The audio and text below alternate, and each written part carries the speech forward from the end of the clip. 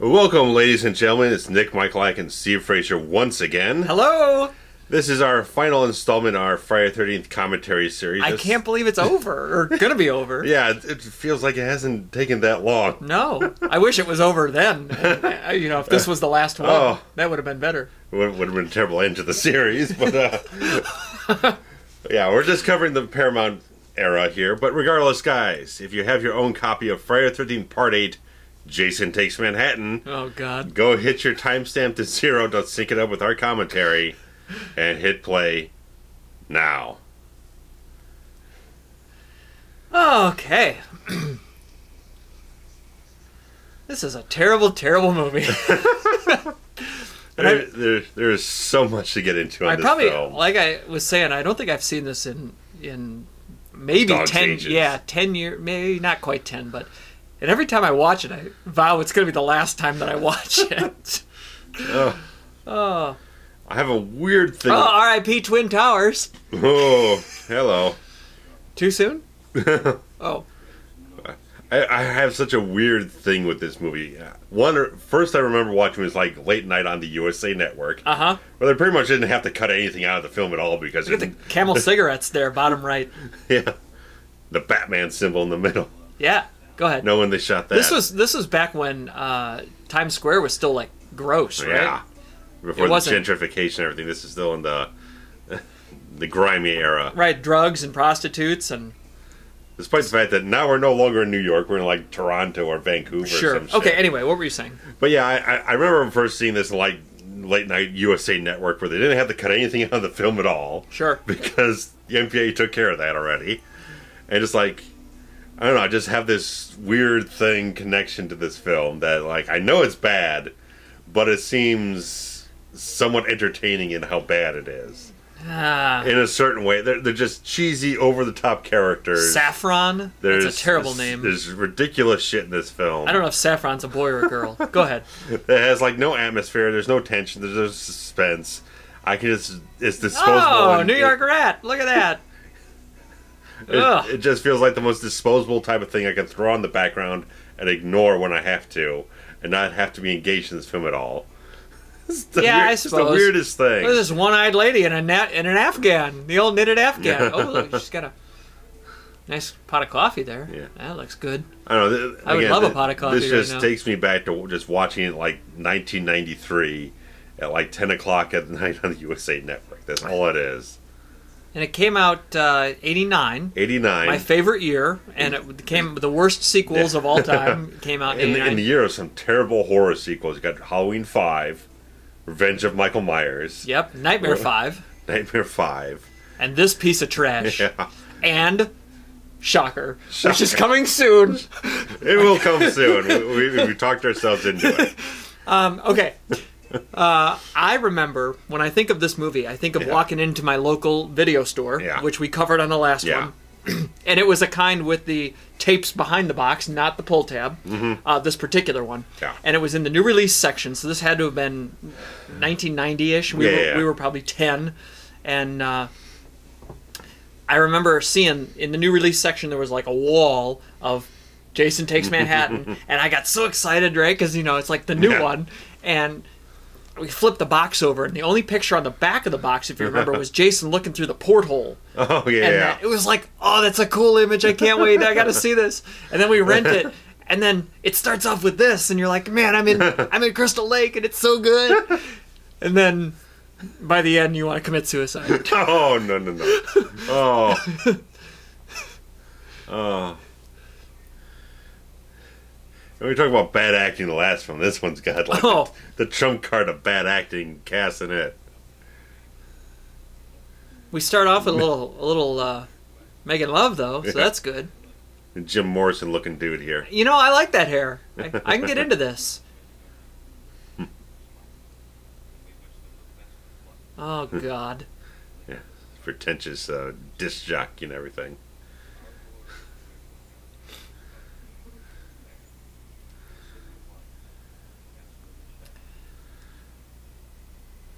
Now, these guys actually look like teenagers. Yeah. Which is what they're supposed to look like, right? Let's zoom in on a boob. Yeah.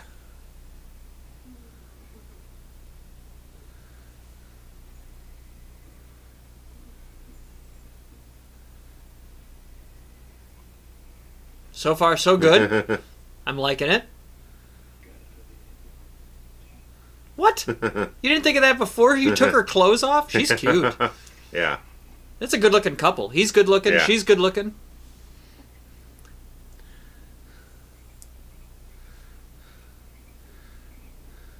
Like this. Like that the lights are on in the condemned summer camp. They got the $1 million yacht here.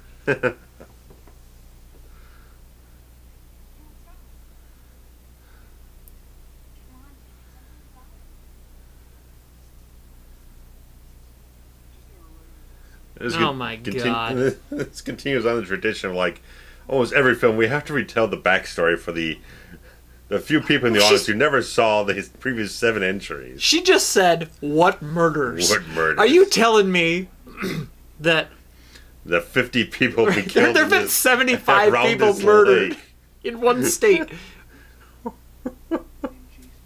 Is he somebody? He looks very familiar. Like I say, he's got this Jim Morrison thing going on. It's Michael Hutchence from NXS look too. A little bit. I don't know. Yeah. He's very captivating. Yeah. I mean, they are both beautiful people. Yeah. This might be the best couple out of every couple in the whole movie. Yeah. Oh, this movie, yeah, definitely. Well, I'm saying out of the whole franchise. Well, I don't think there's ever been 2 people that Tommy and Megan they didn't get all the way in part 6 though. They had the startings of that relationship. They never got fully romantically involved. So look at this shit. See, the interesting is he's good in this scene where he's got all this exposition stuff, but when he has to tell his death scene, it's absolutely terrible in like 5 minutes from now. He does a good job with the dialogue, but not with the Here's some Jaws 2 shit down here. Complete. In reverse. It's Jaws 2 in reverse. Where's Roy Scheider? What is this shit? I guess that electricity's brought him back to life once. Oh, Crystal Lake Camp. Yeah.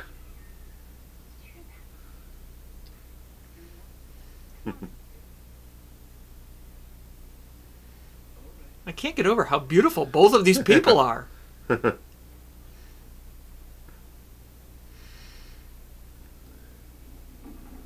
Oh, there goes the chains.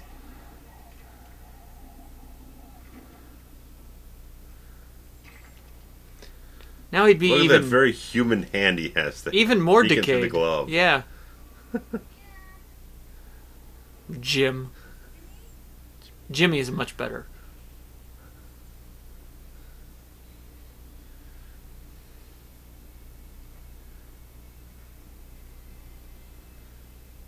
Yeah, fix your hair. Yeah. You gotta make sure you look good for whatever's going on out there.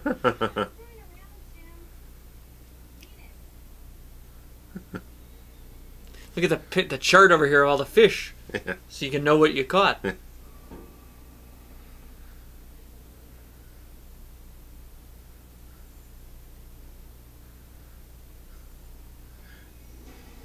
And he has an exact replica of a Jason mask. Of course he does.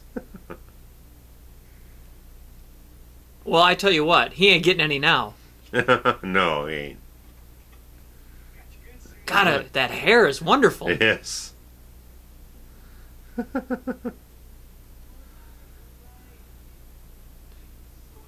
Those underpants are not wonderful. Oh, convenient. Yes. Surprising. They didn't have enough money to get decent special effects in this film, but they can get this nice boat and everything. He's got a harpoon gun, for Christ's sake.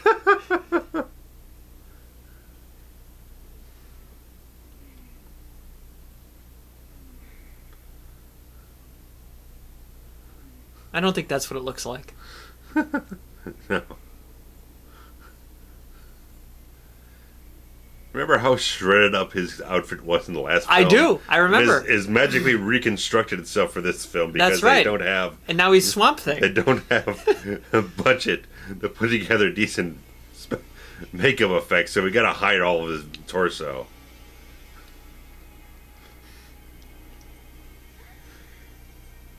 And here's a 3D.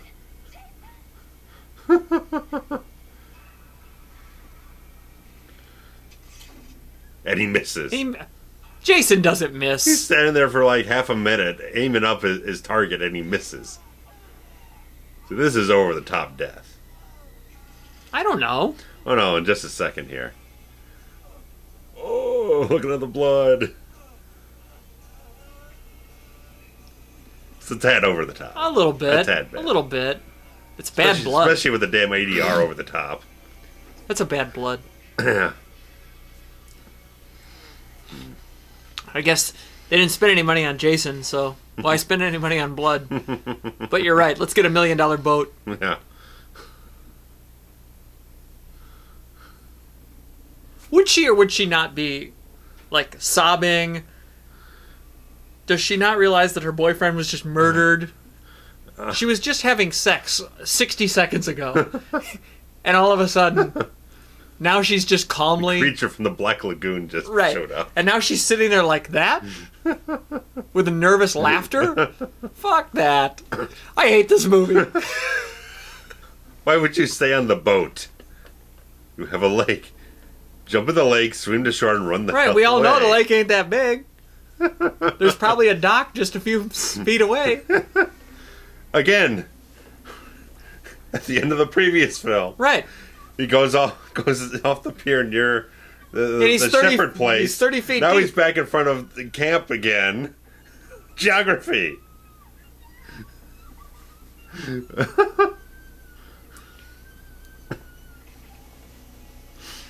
We've already had more blood in this movie than we did the whole last film.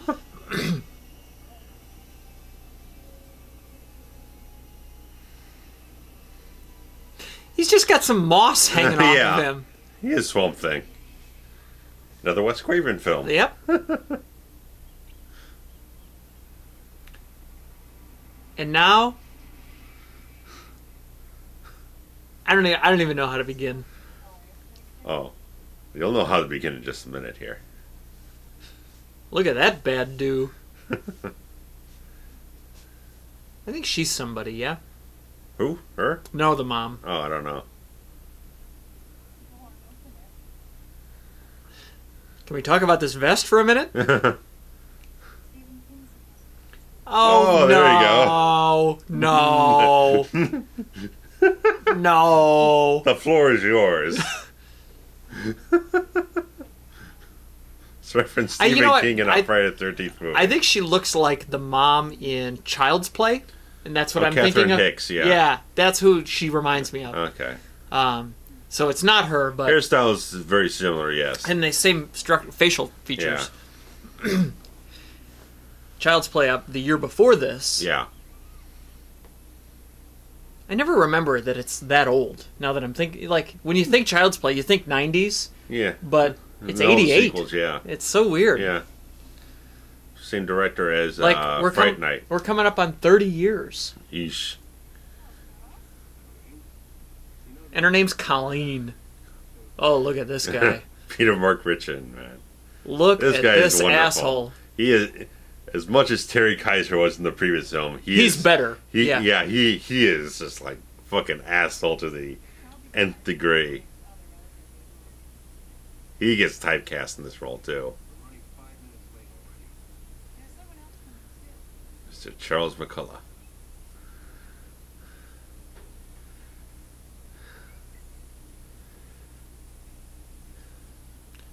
This might be the worst vest ever produced. It's like Clash Day at school.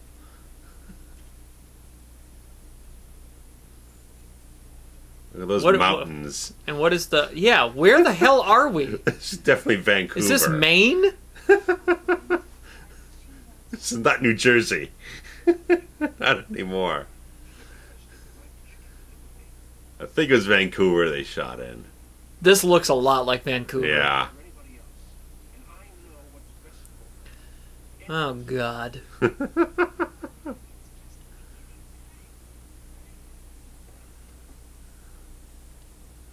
Okay, so these are the graduates of Crystal Lake High School. Yes. Which Crystal Lake now in Vancouver. Brightest. And Crystal Lake is going to... We're going to get on a boat on Crystal Lake. Go to Manhattan. And we're going to sail off the lake. Manhattan Harbor. It's a lake. It's a lake. A very small lake. The lake that leads into the harbor here and leads all the way to Manhattan. How does a lake...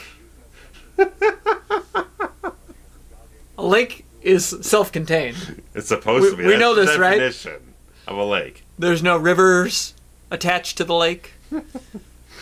No tributaries. It's a lake. You can't get off the lake. Goddamn Captain Stubing over here.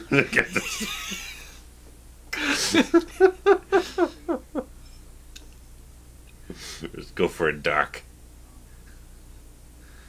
And this asshole. Come on. You lost me already. We're 15 minutes in. Unbelievable.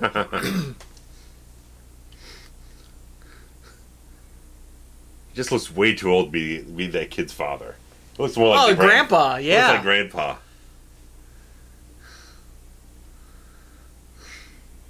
Well, yeah, especially if is he graduating high school? Yeah. Like look at all those beautiful mountains behind Crystal Lake. Yes. Are you kidding me? Are you serious right now? Did he say that it's doomed? It's Crazy Ralph reincarnated. Oh my god. As a deckhand. because Lazarus, that's kind of fun. Yeah. That's basically a Jesus zombie joke, right? Yes. Lakeview High. Jason coming out of the water with mountains in the background. Come on. Oh. I can't handle it. You've already lost me. Carnival Cruise Line, this is not. I can get down with some 80s white man dancing. Yeah. How low that ceiling is.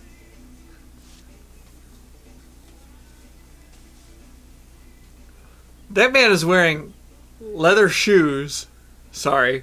I can't help it. Y'all should be used to me by now.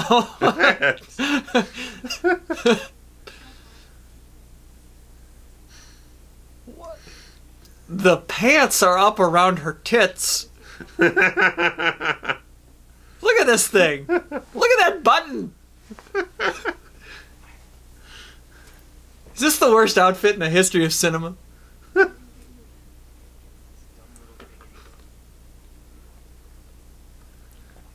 Aw, that's sweet.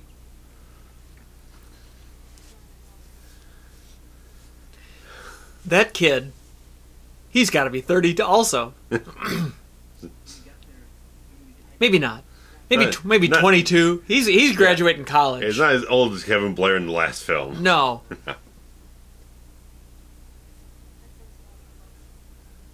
And she looks familiar too, but I don't think she's anybody. Yeah, Jensen Daggett. I don't think I've ever noticed her in anything else. Please don't be wearing that ugly vest next time I see you. And this is her dad? No, her parents died, and he's like their guardian. Uncle Charles. Okay. Yeah. There's a whole backstory that they explore. There's gotta be. Yeah, we get flashbacks and everything. Oh god damn it.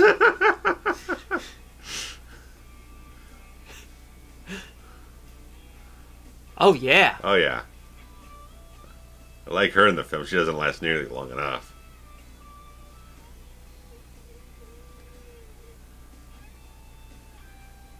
It looked like she was really playing that for a minute there. Maybe she wasn't, and she just got... Yeah, because Stan Miser, who we were mentioning in the credits of the last film, he composed these rock beats for her in this film. It happened to... actually get reused in Forever Night, if you ever knew about that series. But the like centuries-old vampire becomes a detective in Toronto. It was a Canadian production from like the early 90s. This is a real thing. Yes. He tries to atone for his centuries of vampirism by becoming a cop. His hair would be good if it were another 2 inches longer. Yeah. He's... Wayne.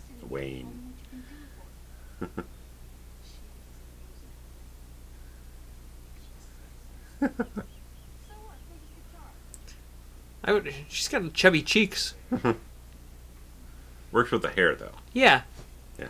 That might be a wig. I feel like that's a wig.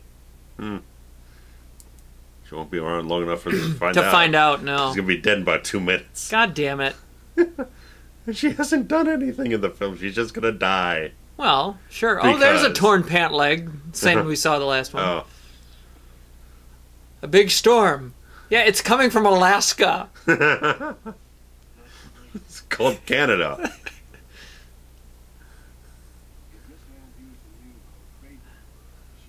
This is so bad. It's already bad. It's like, we don't have gore in this film. We can't show any of the kills. We might as well give you some drama. Right, so let's come up with a story that makes 0 sense. This should not have been a Friday the 13th film. If this were an independent terror cruise or something, serial killer gets aboard high school cruise, something, yeah, we wouldn't be lambasting it. No, nearly as bad as. It could be like an Agatha Christie mystery type of thing. Sure. Yeah. I mean, some kind of cool sets. This is neat. Mm-hmm. Okay, that's not... She's not playing anymore. No.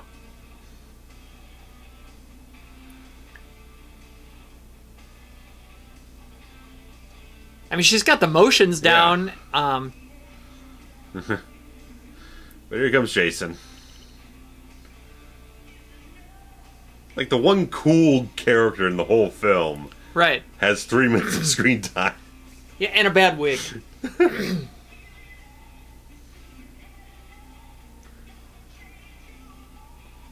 It's kind of a cool rockin' tune. Yeah. I always wish there was, like, a full version of this, but...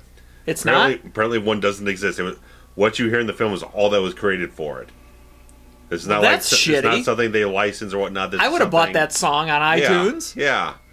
Something Stan Meiser and Fred Mullen just kind of put together for their catalog of stuff, threw in the film, and that's all that they made. That's a real shame, because that song sounded great. Yeah. Could have been a hit. It's a hit in my heart. Yes. That's so far the best part of the whole movie was that song. Yes. And the hot guy and the hot girl at the front. Oh, yeah. Although they didn't get enough time to be naked. I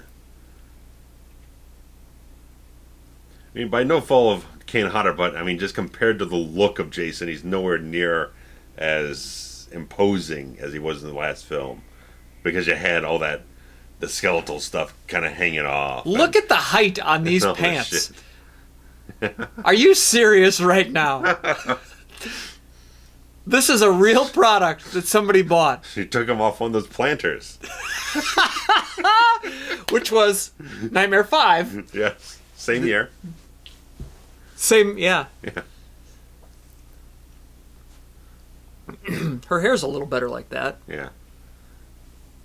I mean, she's definitely more attractive than Lara Park was in the last. Yeah, she's cuter. Yeah, she's got a little bit more of a fresher face feel to her. Did we go with Lara Park? That's what we're calling her? Park being part of the first name? Or perhaps a middle? What is this shit? Yeah, this shit doesn't jive with... This shit sucks in the film. This straight up, this whole... No, she's got some kind of clairvoyance crap going on for some bizarre, stupid reason. What? She keeps seeing images of young Jason in the film for no reason whatsoever. It's fucking stupid and ridiculous. Okay, so I get that they're sparring, but look at these other turkeys behind who are egging them on.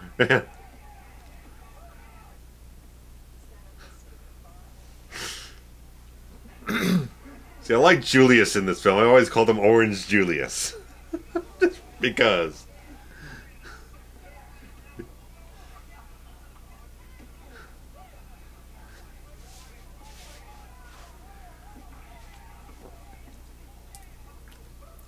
Oh boy. And the Asian girl up there, that's Kelly Hu, who would be in the Scorpion King with The Rock. Oh. Like 15 years later or something, 13 years later. And who's the blonde?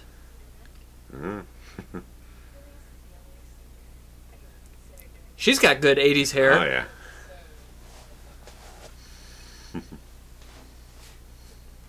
Why is the Asian wearing crossed suspender? Was that a thing? I don't remember that being a thing. I don't know. Looks like something you'd see in like one of your sitcoms or whatnot or something. Bad 80s to 90s fashion. It was a weird... Early 90s fashions gets even weirder. Oh, man. I agree. Oh. 89. Really off the fucking wall. This is like my favorite year, 89. Let's dissect this camera. Oh, with the light on top and all that? Yeah.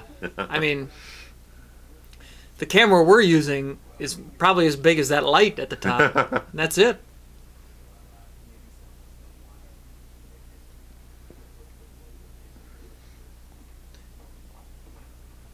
Speaking of bad shirts. Ooh, here we go. Yeah. Let's get some cocaine going here. God bless the 80s.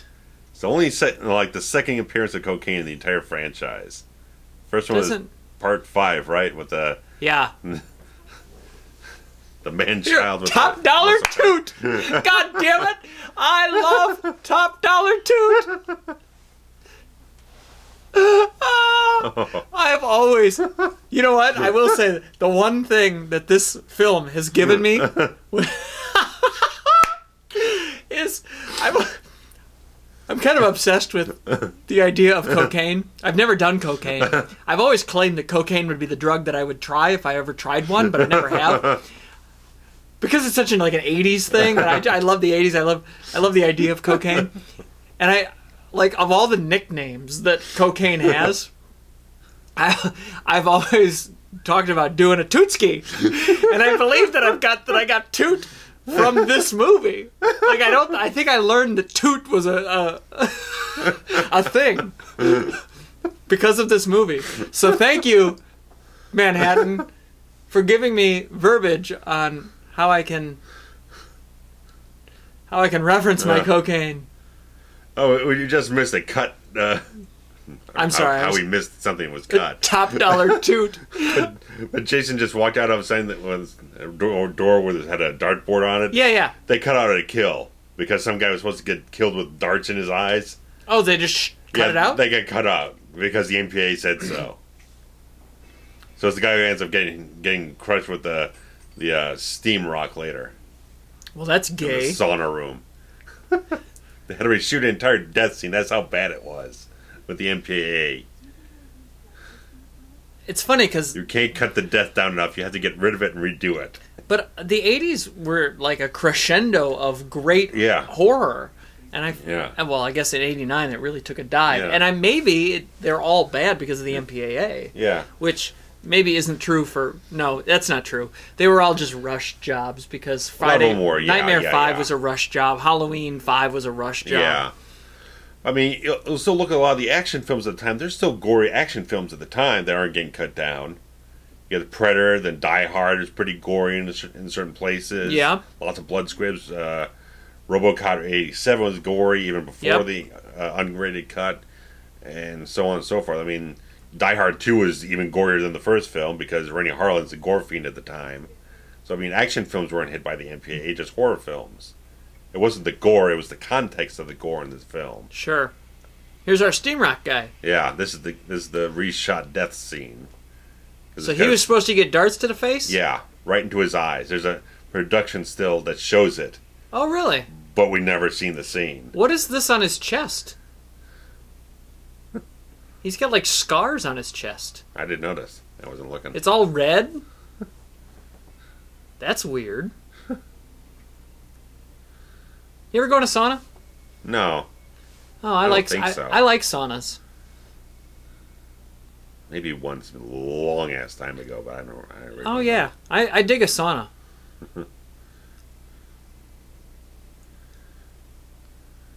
See, look at that. Look at his chest there. What is that? No. Maybe they're because he just was in a fight. Is it supposed to be like?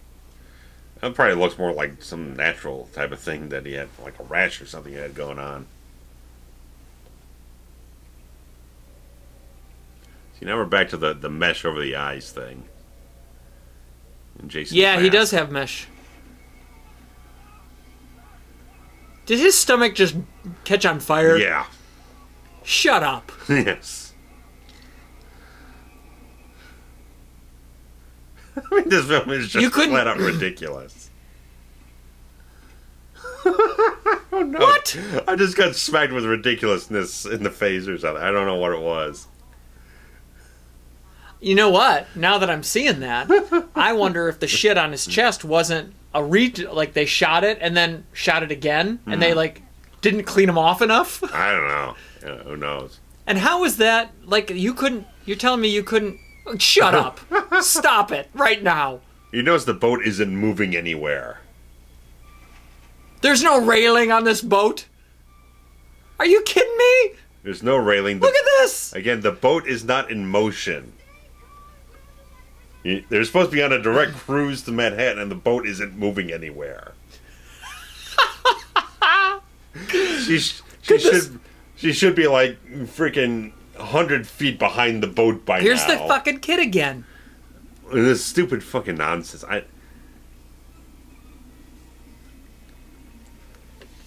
want to say so many things about this film, just in terms of the concept that couldn't end up being. Because, I mean, writer-director Rob Hedden wanted to do big set pieces in New York, Madison Square Garden, or freaking Statue of Liberty stuff, but obviously they didn't have fucking money to do that kind of shit. His ideas were good, but they couldn't execute because they had no money, so they had to go with this pile of nonsense. It's so bad. And you can kind of see how I feel like this feels like something you'd watch late night on USA Network in 1993. Well, you wouldn't know the difference between USA and the a USA VHS. original movie or something. I mean, there's no gore. It feels disposable as hell. They don't have to even cut it. Exactly. There's nothing to cut.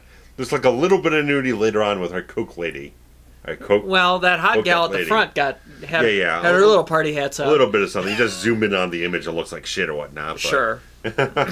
Or blur it like that, like her hair. Zoom in on that. Oh my god. Lordy. And why is this guy always just lurking around like Bernie in the last one? He doesn't have all those nice entrances and walking into a door with suspicious. No, but he just happens to always be around. He's just a fucking asshole. I love him in the film though, because he's just like he's one of the most realized characters in the whole film. You know exactly his motivation. Get out of here, Crazy Ralph. He's a sleazy dime store with Crazy Ralph. Deckhand Ralph. Deckhand Ralph. Like the boat has one employee. And it's that guy. It's got the captain, the first mate, and the guy. What is this? What is this clairvoyance nonsense? I don't get it at all. I don't understand why this needs to be in the film for any reason whatsoever. I know there's a flashback later in the film where it's so fucking confusing. It doesn't make any sense. What is on that kid's face? It's terrible. It's supposed to be mongoloid deformity, but it looks nothing like it. It looked like the Phantom of the Opera with his mask on. Oh, it's fucking. It looks like the guy in RoboCop who gets hit with the acid. Oh, done on 1/10 of the budget. Come on. Oh. What is this stately cabin she's got here? Stately Wayne Manor. Oh, I love that she's gonna seduce him. Oh yeah, she's all in for it. I mean, Grandpa Charles here. Yeah.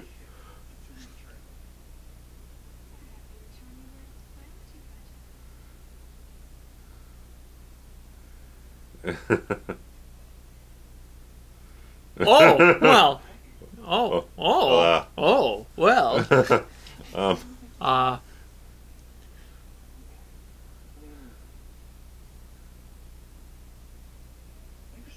Whoa.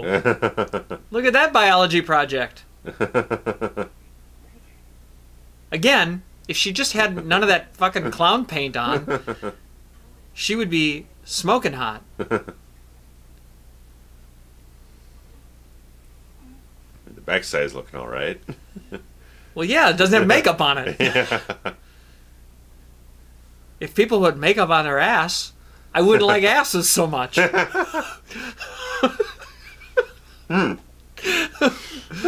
Just saying.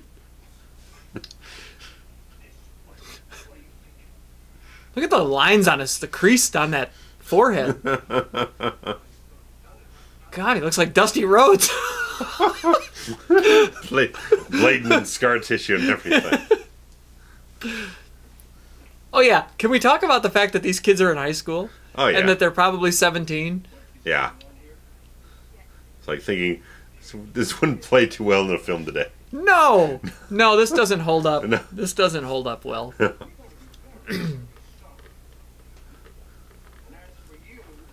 Meanwhile, Grandpa here, oogling a high school not quite graduate. Yeah. Expose time.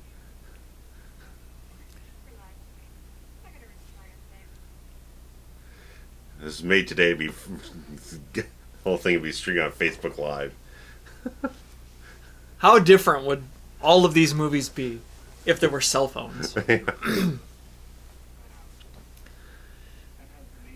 I'm pretty sure that no guy has ever had the balls to say, "I've had the major hots for you." That does not sound like anything that any guy ever says. No. That is a... Not if they think they're actually going to get anywhere. That is a written line. Yeah. You know what I mean? That's a screenwriter line. Yeah. He would tell his buddy he's had the major hots. Oh, yeah. He would never say it to the girl. So Jimbo, But it's like a Jimbo and Teddy conversation for part 4. He is an asshole, but he's an asshole who managed to tuck his ugly shirt into his pants with a belt. Jason just has to be next door doing... Oh, he was eavesdropping. Right. He's doing whatever. He's got a glass to the door with his ear. He had to use the bathroom or something. Just hanging around in the next cabin. I can't get over how... Okay, if you've ever been on a boat... Oh. They don't have bathrooms and bedrooms that look like this. Yeah, this is definitely a set.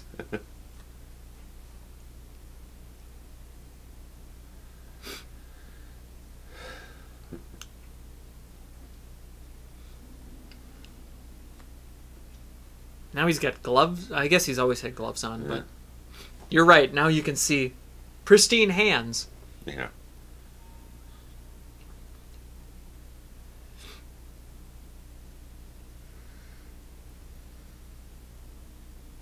Oh. Who's that guy? Well, that doesn't look like anybody that I've ever seen before. Let me put an ear to the door and find out if maybe they sound like somebody I know. Oh, there we go. It's rather sad that the only time you can... Oh, that I like that. Yeah. I like that.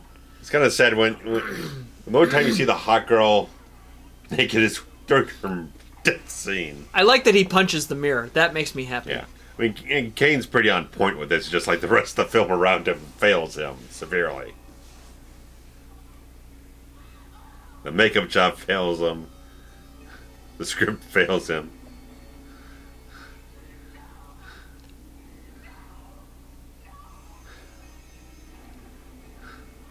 How come nobody's ever tried to kick him in the dick again since part 2? And again, what happened? I don't know. That's such a... Meanwhile, we're on the goddamn open ocean here all of a sudden. So there's gel lights like it's a dream sequence in a Freddy film. And the camera's rocking back and forth to make it look like the boat's rocking back and forth. Oh, here. Oh, look. Oh, harpoon. A tool shed in the boat. What is... Come on. A harpoon. Because it's a boat. It's not like it's a whaling boat or anything. It's just a boat. It's just Any a boat. boat has a harpoon on it. Of course it does. It would make more sense to have an axe, because usually there's an axe by, like, the fire hose or whatever, you know.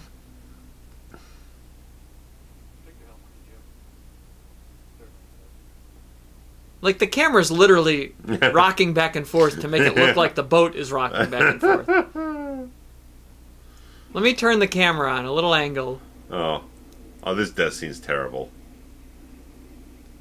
Oh, well. It's coming up. Come on. As if it goes without saying. You're right. Oh, the whole rest of the film is a gem, but this one. This one's even this more one in obvious. particular. This one's even more obvious that it's terrible.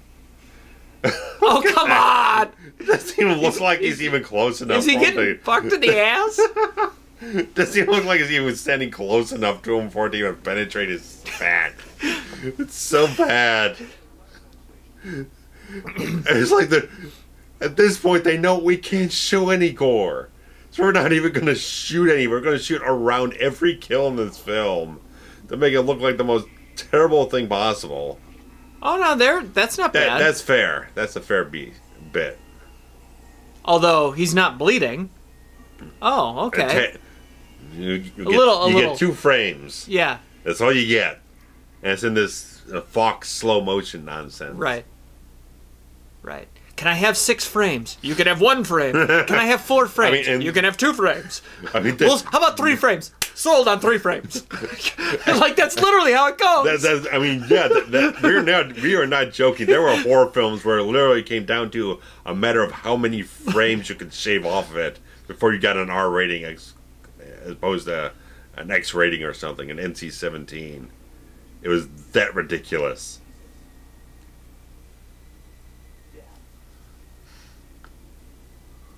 And Jason's able to pick him up and prop him up just exactly. Well, he's got to stage it. He's got to stage it. In this rocking boat that just now is going to fall over. Well, he knew that the kid was coming up the stairs. Look at this jacket. Woo! I need one of those. Is that a...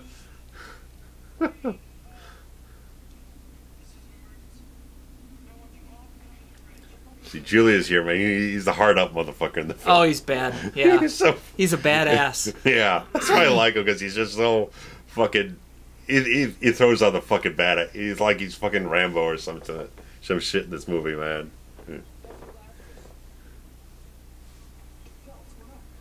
Goddamn Owen Wilson here. And... Okay. This kid just saw his father... murdered.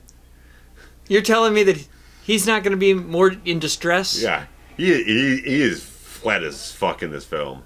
This kid. Jesus. God. I've met cows with more personality cows than this kid.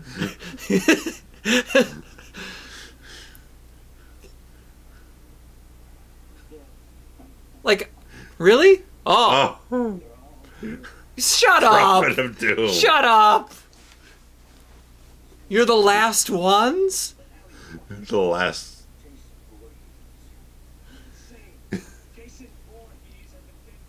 Yeah, well.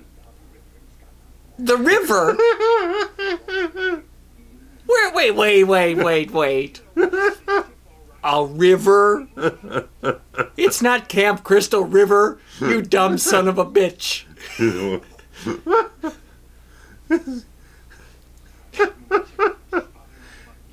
Like, if this guy knows for certain Jason's on the boat, what the fuck is he still doing on the goddamn boat?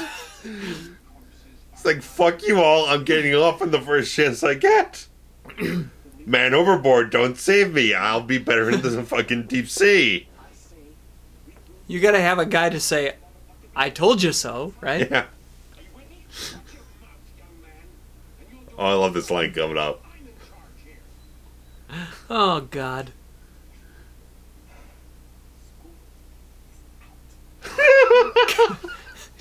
Can we talk about bad acting? Are you serious right now? So dead serious about it all, man. And he just comes out so over the fucking top with what he's doing. That's what I love. His character. I think so ridiculous. But he's better than him. Better than him. This goddamn dish rag. I would rather see over the top. Yes. Than nothing at all. Agreed. Put some fucking effort into it. I think so far we need hashtag Camp Crystal River. And my favorite, hashtag Top Dollar Toot. Which is my favorite part of this entire film.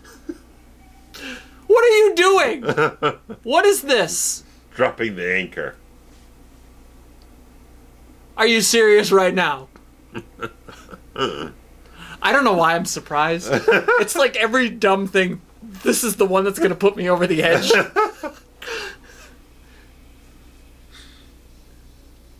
There's the axe. That's what I meant. There's a reasonably placed weapon. So we need reasonably placed weapons. Oh, it says anchor right there. Yes. And all it took was turning that little wrench. And apparently, you just gotta... You just gotta give it a little love tap. Anchor up, anchor down, anchor up, anchor down.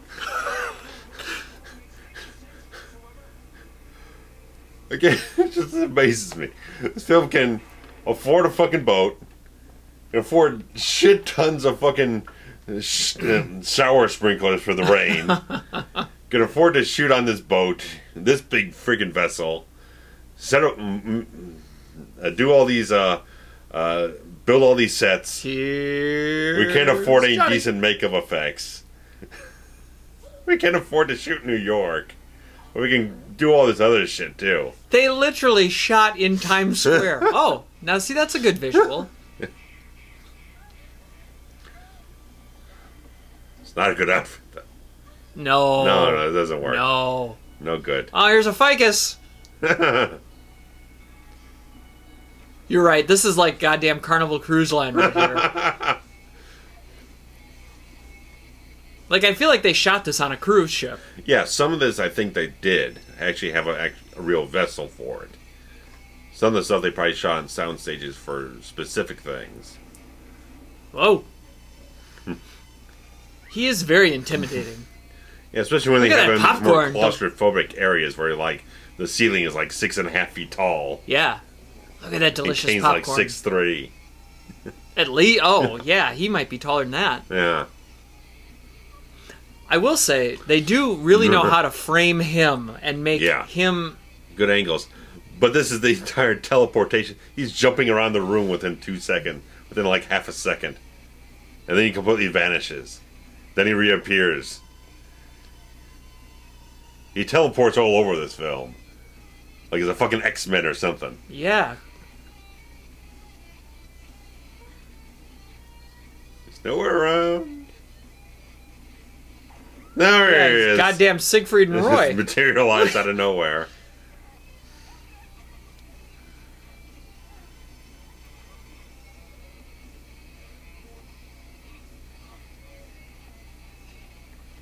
Yeah. Okay. And? It's the most prolonged death scene in the whole film. He really just chokes her to death? Crushed the windpipe and that's about it. I love that. That's nice. Just... Oh, there you go. Oh, yeah. I scrounged this shit up. In the games room. They've got shotguns on the frickin' boat. Yeah, they're shooting like skeet or whatnot. Nothing? Oh, man. You dumb fuck. Because he's that badass, man. Why is there a gun on this boat? Like I said, they had like 2 seconds of guys shooting skeet on the deck or whatnot. Oh, they did, out of the harbor, and that was it. Wait, there's two guns? Yeah. Julius has a gun and Wayne has a gun? Yes. That's right where that bitch was playing the guitar earlier. Yeah. Where's she at? Looks like Freddy's boiler room. Yeah, it does. Is that who JJ is? Is that who he's looking for? JJ's the guitarist, okay. yeah.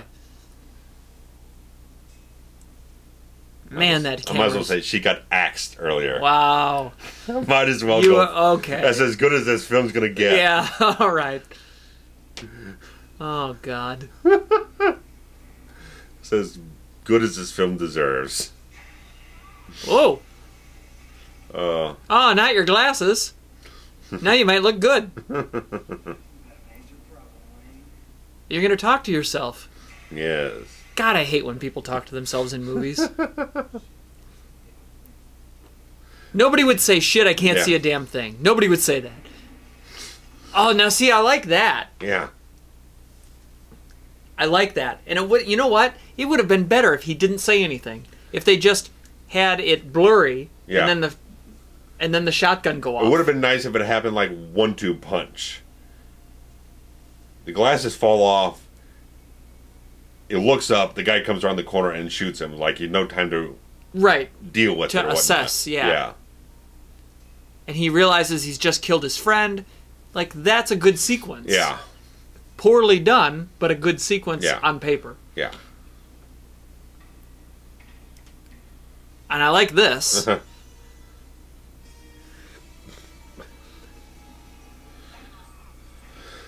I like that. Yeah.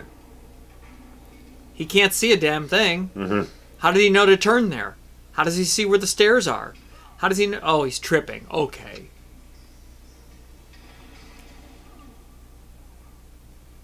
Hi, JJ. Kind of a nice guitar. Yeah. Nice flying V. What is this hole in her head? It's for the guitar. A guitar wouldn't make a hole in your head. No, no. Might crack your cranium, but you're not going to have his balls started on fire. What?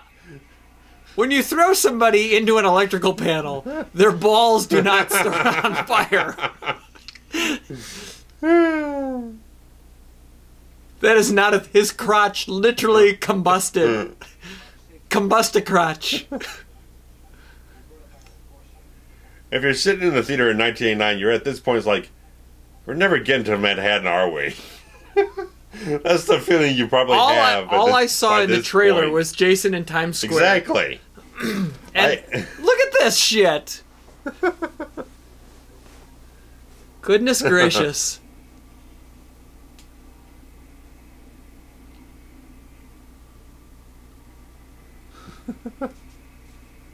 Oh, fuel danger. Uh-oh. Here goes Jason reading. So, he lived in the woods for 30 years. Yeah. Then he came out. Killed a whole bunch of people. Right. Then went back into the woods. He drove a car at one point, I think. Car? He drive? I remember him driving Oh, maybe a car. he didn't. No. Oh, the money. There was... We talked about him knowing what money was. And here he can read. Who taught Jason to read? You're going to find that... Well, he drowned somewhere around, like, age 9 or 10. Oh, okay, so he knew how to read. It was well enough for a mongoloid child.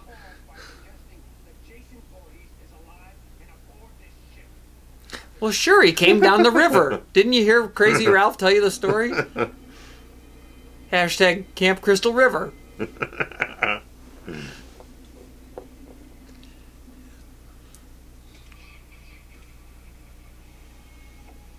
I like this jacket, a hoodie. It's so Art Deco from the 90s. Look at that imposing...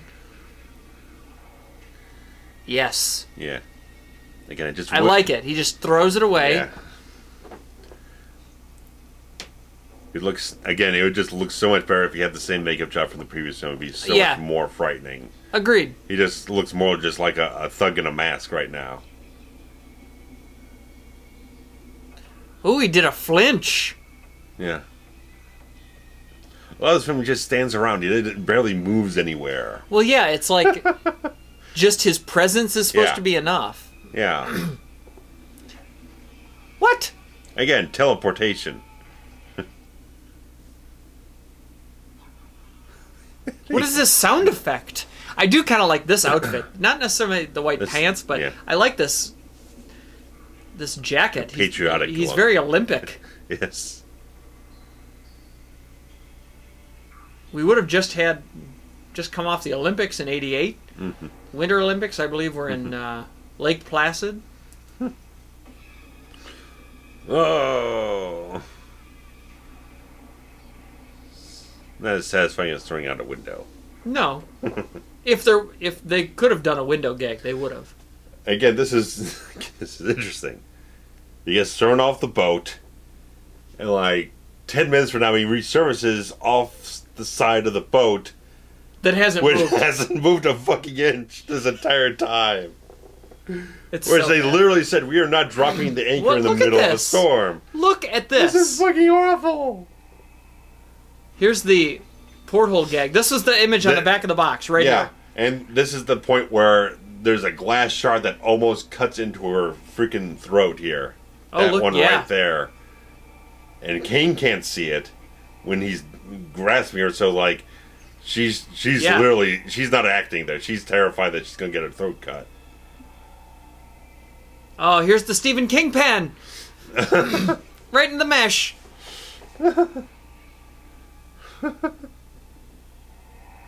Meanwhile, this is fucking awful. The kid's half a retard, and they got him covered in green slime, and doesn't even look like the Jason from that popped out of Lake. He doesn't look like anything.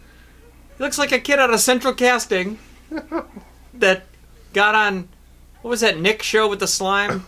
You can't do that on television. He said, "I don't know." He got Canadian. He got green slime dumped on him. It's terrible. It's really bad. Meanwhile, this guy just got his dad murdered. He's not upset.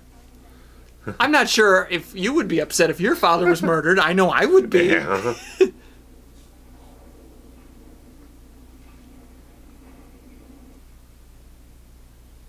Again, like you said earlier, there's no fucking staff on this boat. No! There's nobody in the kitchen, nobody in the restaurant, nobody in the exercise room or anything else, no one in the nightclub.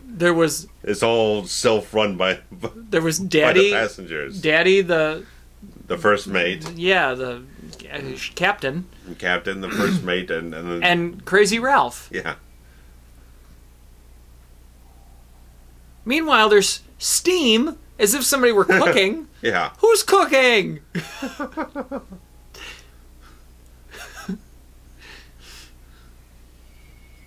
Oh shit, it's Michael Myers.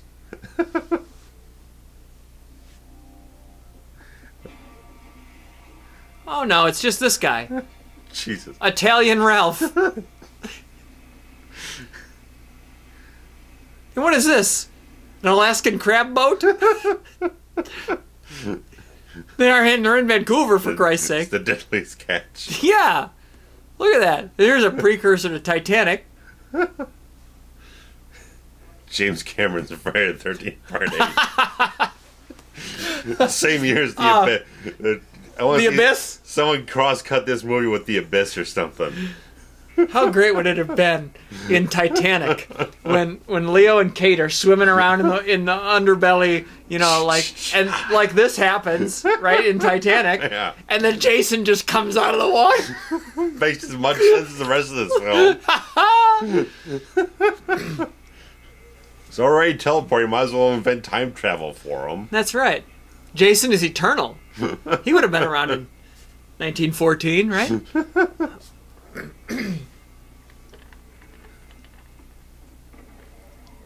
Or was it? It was 12. I think it was 12.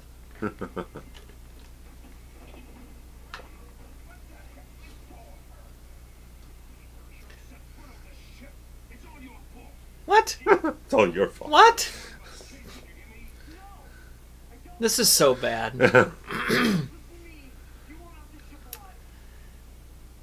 When do we get to Manhattan? We're already an hour in. Oh, yeah. There's only 20 minutes left in this movie. I'm just gonna wait. Anticipation. God, I hate this movie. Anticipation is building up to the climax. I can't stand it. I'm about to climax. Oh, God, dude. I'm ready to climax. This is so bad. What is this? What is that? This is ridiculous. What is that? This guy's been around for no reason whatsoever. He's had no bearing on the plot worth a flying fuck. Just to run around and be Mr. Prophet of Doom. What is that? 3.0 in this franchise. Right, because Crazy Ralph wasn't good just enough in 1. They had to bring him back. They had to bring him back, and then we had the weird guy with the eyeballs in 3. Yep. And now this is like version... The 4th, yeah. It's like, so in 8 films, we've had 4 Crazy Ralphs. This is version negative 3.0. Now they're going to get in a life raft? Women and children first. Again, the boat is not moving anywhere. No, it's not. The boat is not moving. We haven't seen this boat move since the first 10 minutes. This rowboat is moving more. For the last 50 minutes, this boat hasn't moved a fucking inch.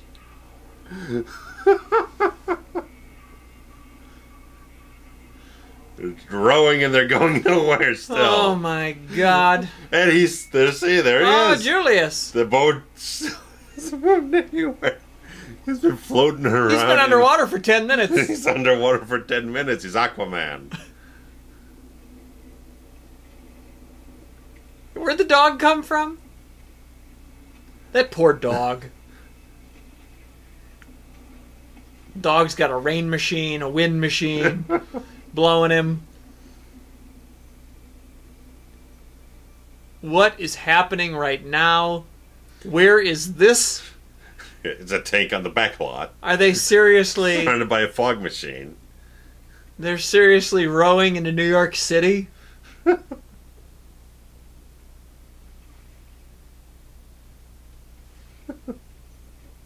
This is what you're selling me right now. Paramount. How many people have walked out of the theater by now? Oh, God.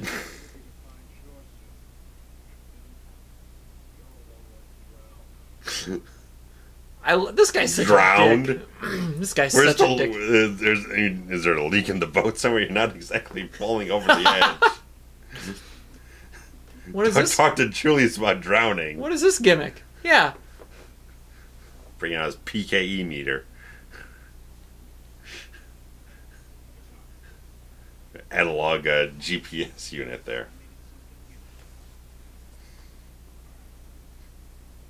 I mean, can we revisit the fact that the man's father was just murdered in front of him? On a boat that's probably sinking in the middle of the Atlantic now.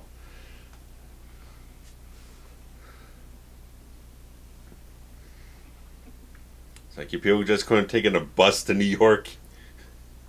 You could have taken a Greyhound. They went right down the river. You know, the one by the mountains? At least the Mount Everest. Canadian Rockies. I mean... Not only is Jason teleported in this whole film, Crystal Lake has teleported itself into British Columbia, Canada. So... Which is right down the road from Manhattan. They've now rowed their way to Ellis Island. And apparently Jason swam underneath the boat. Jason has been just walking along at the bottom of the ocean this whole time. Like a goddamn turtle. Look at that. Maybe he had help from the Abyss aliens. God, he hit one of those currents. Like in Finding Nemo, you know, when he... The rip current there. Look at that, they just rode right into New York City. Note to self, if you want to, you know, illegally get into this country, get in your rowboat, just row right up to any old dock in New York City. Apparently you can do that. There's no port authority here. There's nobody on the dock. Oh, and yep, he was just swimming right alongside of him. When did he come up for air? This character who drowned at the age of 11. Right. The best swimmer in the whole goddamn world. That's Michael Phelps in a mask right there.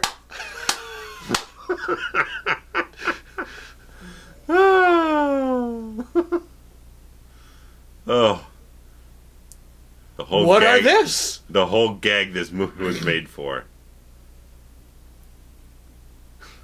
And then he broke the fourth wall. Jesus, mother. Look at this back lot. Nowhere in New York City are there 4 boxes stacked like that. Nowhere. But in Canada there are. Oh, you damn bet you there are. They're all over the place. Look at all the boxes. Just everywhere.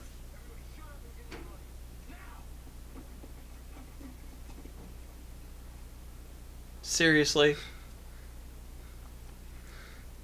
It's like, where's Charles Bronson to blow some scum away in New York right now? I'll get you some. It'd be nice if this just turned into like Death Wish versus Jason right now or something. Charles Bronson comes out just blowing away scum. Oh no, not that.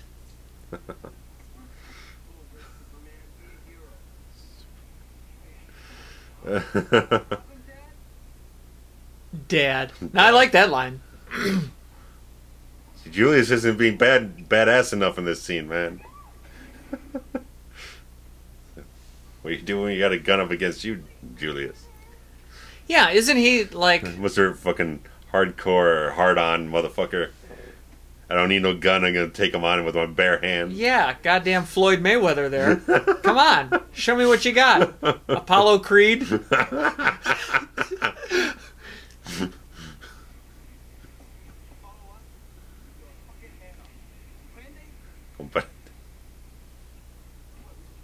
See, now he's all hard up.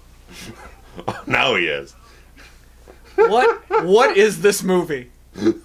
What is this movie? A paycheck. Not for me. People actually said, "Oh, I made some money this week at my work. I'm going to take my hard-earned money and I'm going to go and I'm going to give it away. And I'm going to sit and watch this." Pay $7 at the cinema for this. Oh, it wasn't $7.89. Oh. Evening might have been $5. Oh, Lord. Not anymore.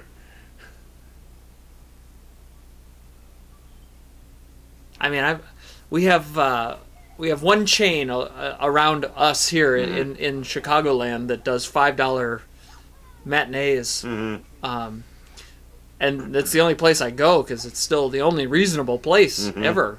They're just getting ridiculous now. I mean, $13, $14 some places in the evening. Yeah, and then forget it if you want a 3D or an IMAX or a whatever. Some other upcharge.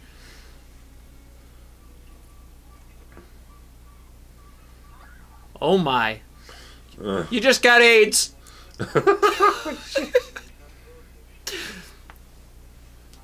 What was that? Sounds like you said something about cocaine. I don't No. Don't inject cocaine. No. That was antifreeze. Hashtag top dollar toot.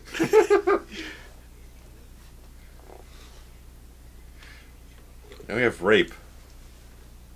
Well, another piece of rape in one of these films. Yeah, that was like a good rape.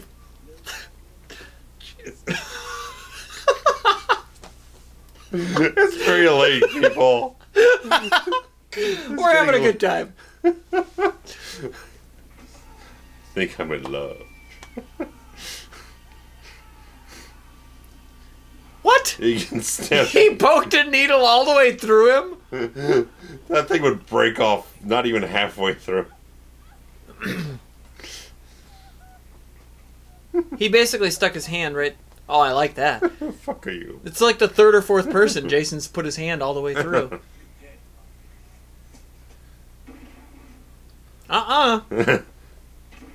Nope. Yeah. Try again.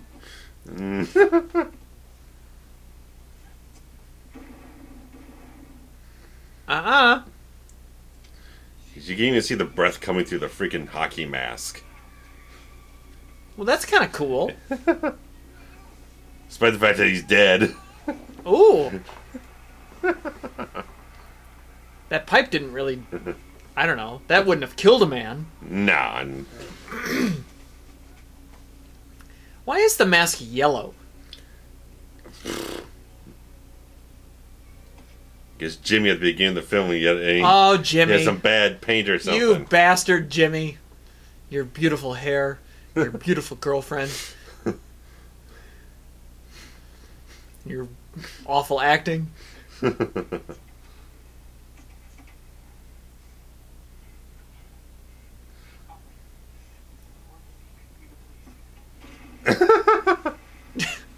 That's fun. I mean... Obviously, this being one of the most famous death scenes in the entire franchise. Yeah. I mean, just like you were saying earlier, it's shot pretty well. They got some good angles on some of these set pieces. They use locations pretty well. That's not New York City. No, they're using the overhead wide shot. That's a matte painting or something. Yeah. A composite shot.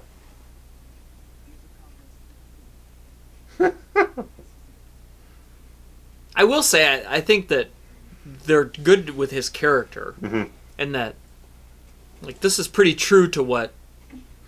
Yeah, Julius would be fucking doing. It's like he's that. He'd hard also up be of breaking a fucker. knuckles too, punching a hockey it's mask. Not the smartest fucking thing in the world for him to do. He's got a good working punch, though. Yeah. Sound effects help. Yeah. But I feel like that's kind of what it would sound like. Yeah, doesn't sound like stock punches or whatnot. So it's nice. Yeah, those are good body shot sounds. Yeah. He's all blown up. Look at this. Yeah.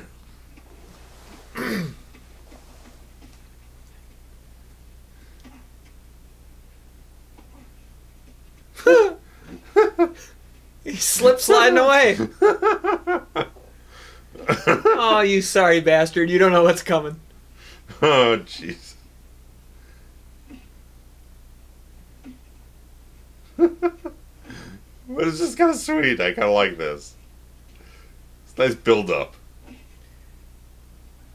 You feel like on this shot he's been close to the edge for like 12 punches, and then every time they do the wide shot... There's the fucking knuckles.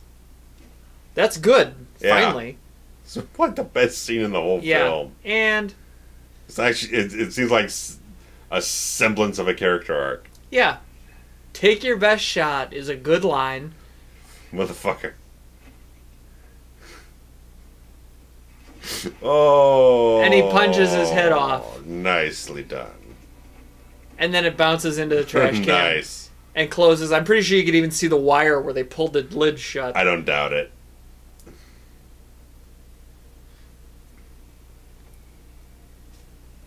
Have you ever been to New York City? No. I've been to New York City. Trent has. I've been to New York City a few Many times. times. At no point is there ever a street with just nobody on it. No, not New York. Not a chance in hell. So far, all of these streets have had nobody on them. There's millions of people on that fucking island. Oh my god.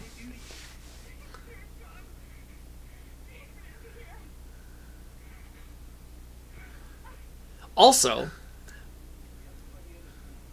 they rowed their boat into near the Statue of Liberty. Mm-hmm. They end up in Times Square. Okay. That is a ridiculously long distance between the two. Fairly opposite end of the island. It's in the middle. Times Square is like in the middle of Manhattan. Okay. And a long distance to do on foot. Yes. For instance, a lot of the musical theaters are on 43rd Street. Mm-hmm. I believe the numbers start at the bottom, at the ocean, and go up. Mm-hmm. So we're talking 43 blocks at the least. That's a long way to go. From the boat to Times Square. And it seems like right now they've just been around like a 2 or 3 block radius right now. Square block radius. Yeah, these are such obvious backlots, or, you know... Very, very heavily set dressed in a certain way. Art direction heavy. I mean, this just feels like a set that they're sitting on. This doesn't feel like New York at all. Yeah. That's a bad-looking head. And here he is, because Jason is omnipresent. Yeah. Omniscient? No. Omnipotent? What's the word? Omniscient, yeah. No, I think omnipresent. Omnipresent I was right the first time? Yeah. Omniscient is when you're an author and you know what's happening from all points of view. Yeah. Wikipedia says the alleyway scenes were all shot in Los Angeles. Shut up! Seriously? That's what it says on here. I don't take that. Oh, here's the Mongoloid kid. Yeah. So, give that as much credibility as you want with Wikipedia there. Primarily was shot in Vancouver, British Columbia. Once again, anytime a car hits something, it doesn't explode into fire. Yeah. Like that man's balls when he hit the electrical panel.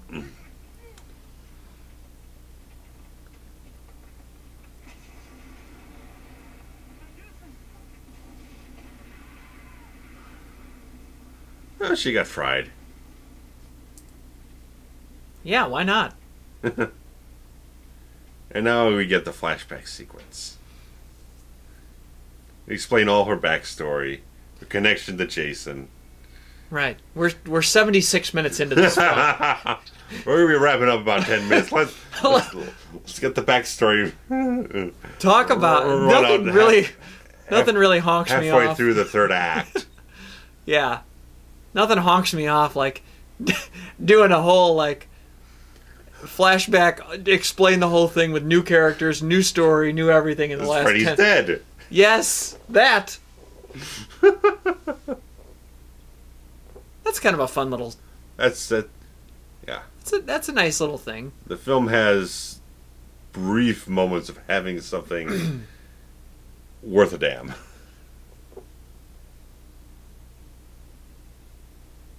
And here we go with... Look at this lush greenery. Yes.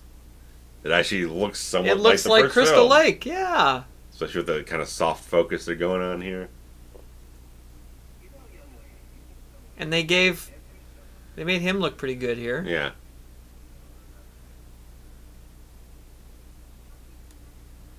You know what? I think they did a great job casting that kid. Yeah.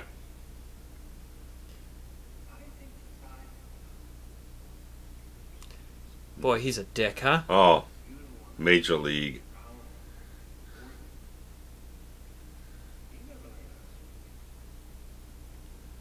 This is so dumb.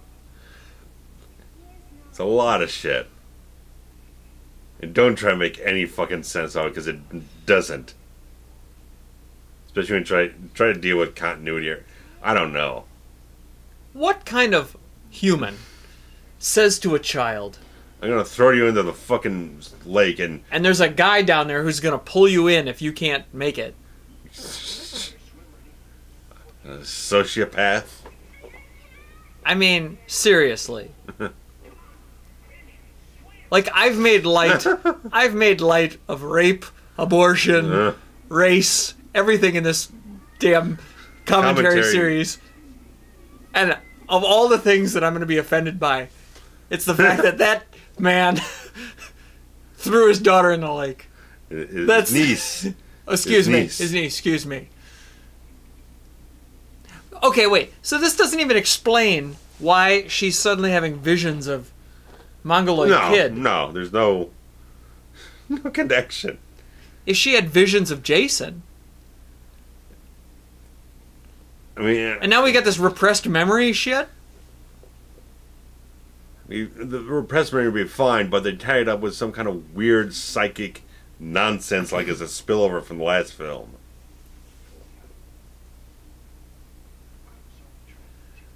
Come on. Come on. Has this all happened on the same day?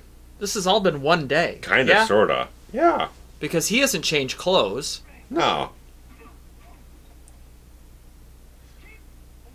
Yeah, they left early in the morning. Yeah.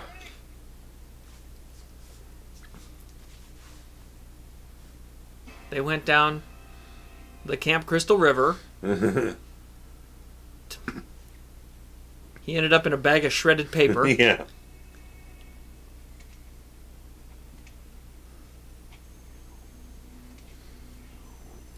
You what?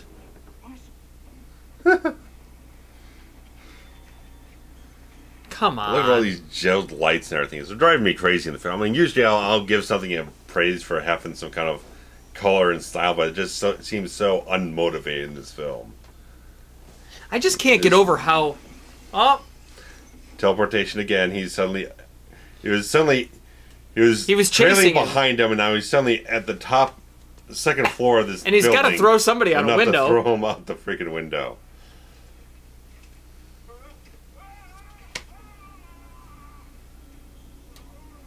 Is this our same vat with our same rat? Oh, there's a rat in there.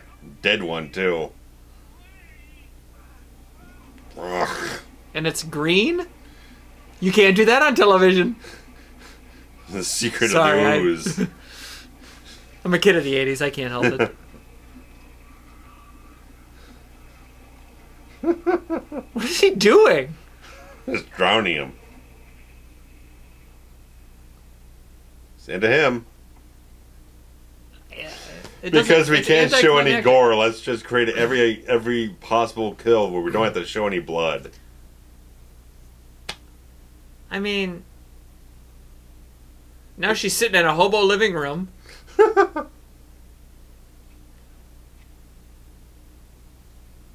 This feels so like a set. Yeah. It doesn't feel like New York at all. Yeah, the film is such a cheap feel. Again, that's why it feels like a late night USA Network original movie or something. Some trash they just threw on randomly because it had no real value of any kind. Just throw it on with Gilbert Gottfried every commercial break. USA Up All Night.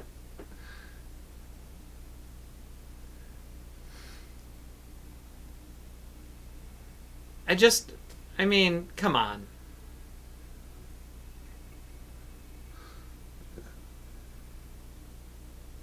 He's a bad kisser. Yeah. I mean, she's been a decent actress in this film. Yeah, she's okay. She's done well. She's okay. She feels genuine for a lot of it. He's flat as a piece of paper.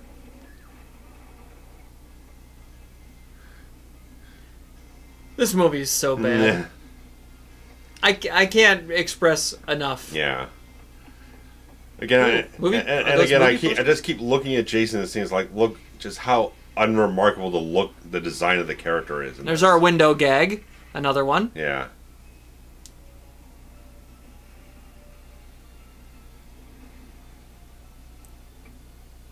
Here's our subway. Back when subways were graffitied and awful. I think they actually had an art design this entire thing because it was like completely pristine clean. They had to do all this nonsense on yeah, nobody make it look like a New York subway. You know, this is like a stereotypical subway thing, is that they're all graffitied and whatever. Yeah. That was like stock footage. Yeah. Like the intro to Night Court. Like a great theme song on Night Court. Ooh, that was good. Yeah. It would have been nicer if he killed her though. Yeah. That guy's perfect. Yeah. He's probably one of those guys on every fucking subway train in fucking New York. I mean, we live in Chicagoland, and that was good. Yeah, that was good. I'm a fan of the L trains in Chicago. Yeah, which are basically this only, elevated above the ground instead of below it. Well, I mean, a lot of it in Chicago is underground as well. Yeah. It's probably 50-50. Yeah, there is some. And, but it's all underground in New York City. And, don't electrocute them. Third rail. And I would say that, like, nothing looks... Now, I didn't ride the subway or the L in the 80s. But I don't ever remember anything ever being that graffitied.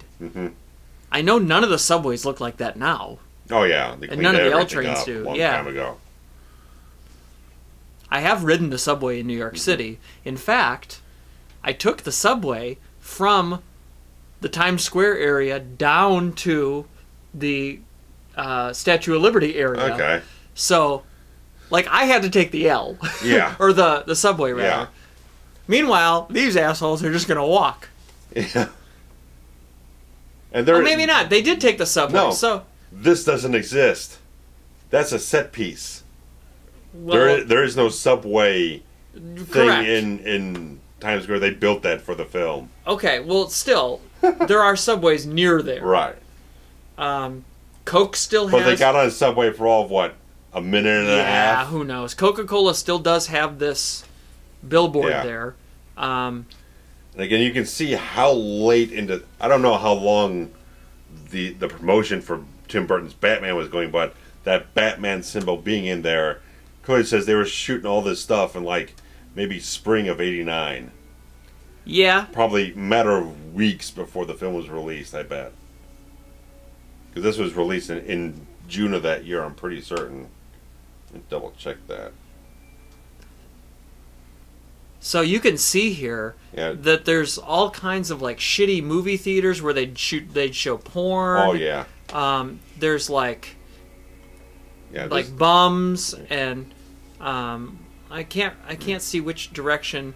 So right here where the cannon is, that's about where TRL was shot. Yeah.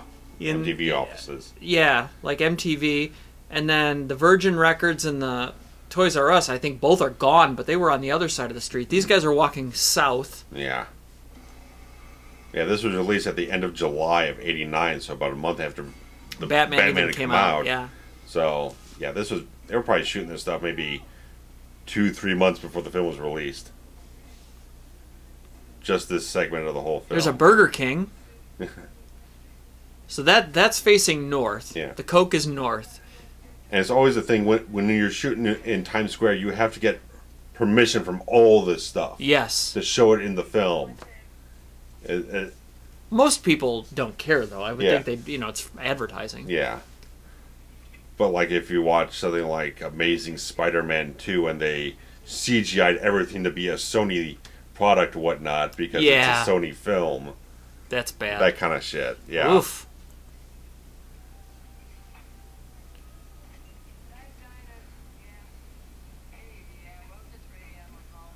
Is that Taryn Manning? I think that's the sister of the director, actually. The waitress.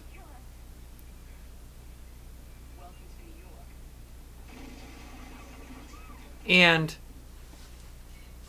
what was the scene at the beginning? She was pouring coffee, and I commented on it. Where? That's Ken Kirzinger, who plays Jason in Freddy vs. Jason, and is Kane's Hodder's stunt double in this film. He gets thrown around like a punk by Kane Hodder. I like it. Look at that old man. I like him. Why was there a scene in this diner at the beginning of the movie? Because they wanted to set up all the future locations you're not going to see for another fucking hour and 20 minutes. Got it. So it was just a New York montage. Yeah. Got it. And how did Jason get here? Did he also ride the... Yes, he rode the subway with them. I remember now. Yeah. Okay. This film is that forgettable.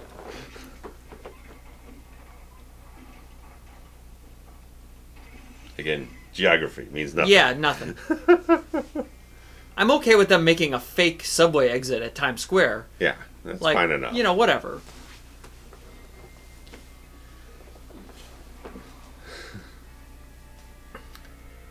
I mean, the teleportation really is just bad. It's bad editing is what it is. For a lot of it, it's just bad editing. And why would anybody in their right mind go into the sewer in New York City? And who just left a manhole cover open? And then there's just more fucking ridiculous as she goes on.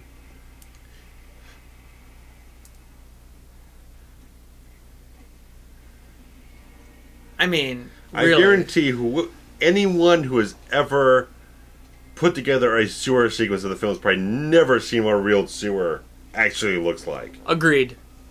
Same thing with the air ducts. When people are crawling around in an air duct, not one person would ever be able to be contained in an air duct. And there's all sorts of screws and whatnot, up there. The shit, yeah. Yeah. A sewer doesn't look like this. No. Teenage Mutant Ninja Turtles.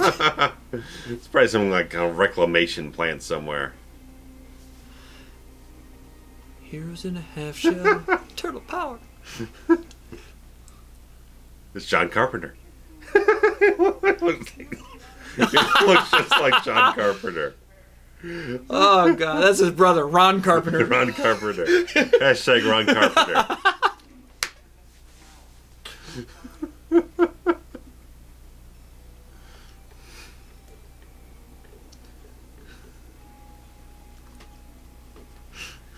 Come on.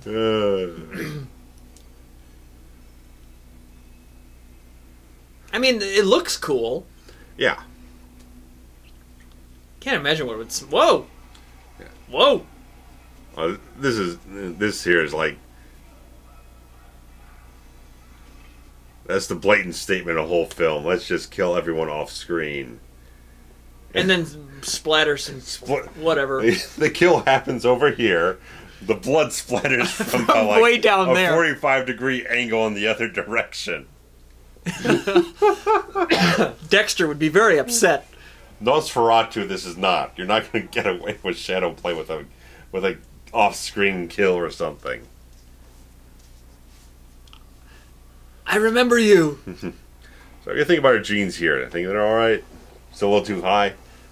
I wasn't really looking, which is yes. Still little momish, a little high. Better than the stuff before. At least it looks decent. It looks. The white jeans are okay. Those whatever she was wearing at the beginning, where she had the button way up by her. I don't even know. Yeah. It was above her belly button. Yeah.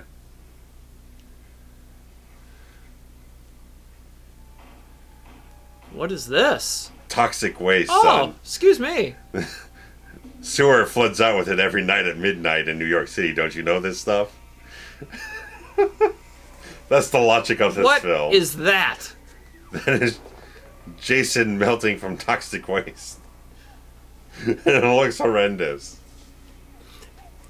Let's think about that sentence you just said. That's Jason melting from toxic waste. Look at this. That's horrendous. This is a real thing, folks. This really happened.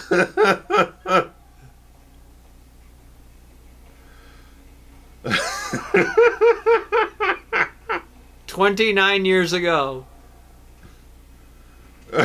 Well, 28 and a half.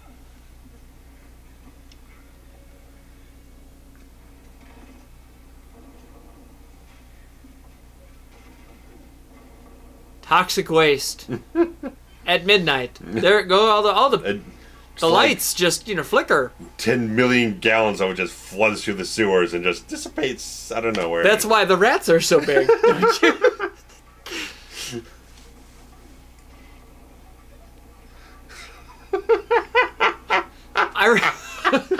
It's just so ridiculous. I remember being 9 or so. I know, Jason's. What is this? What's happening? It's the goddamn Shining with sewage / toxic waste. The amount of water they've gone through on this film is obscene. What are they claiming that toxic waste is? Like, they don't explain it. What is that? Oh, it's just toxic fuck waste. me. All right. Apparently, what is this? Apparently, it's. Is it acid? It looks like it's acid. Is it nuclear runoff? Is it?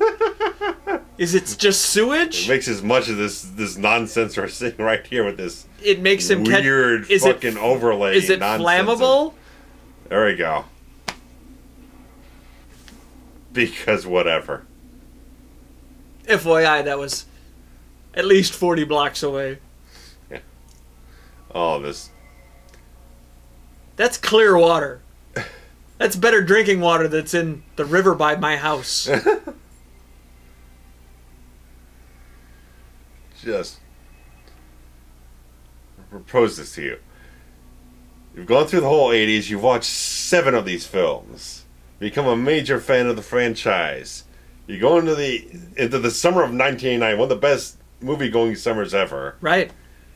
And you get this ending to the film. Like, I'm going to go to the box office, and I'm going to say, let's see.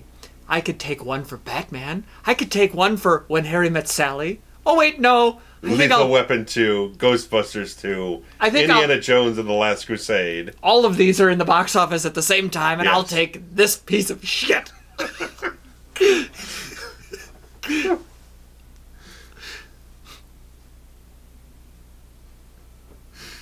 kind of looks like Lisa Kudrow there. And he looks like an idiot. I'm sorry, your dad just got murdered. God damn it.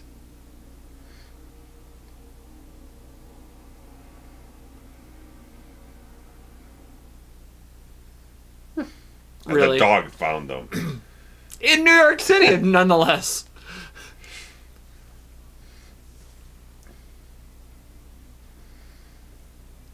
I can't, I'm out of words.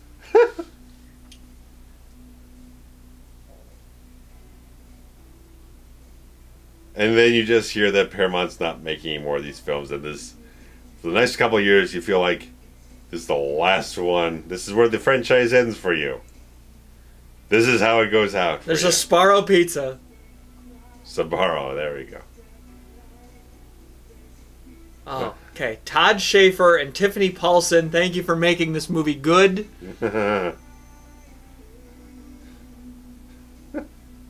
VC Dupree, man. Thank you for both being beautiful people, giving me something to get excited about. That video board for Konica Minolta. There's some. That's not even a thing anymore, is it? And the big Don't camel cigarettes over here. Yeah, on the left.